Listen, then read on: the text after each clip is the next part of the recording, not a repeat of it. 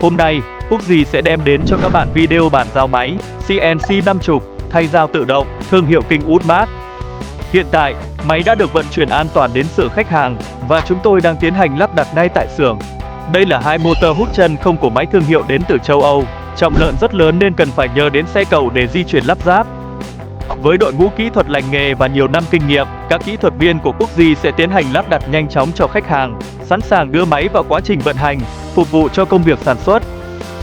Xin mời các bạn cùng tham khảo quá trình gia công tựa ghế số lượng lớn của máy.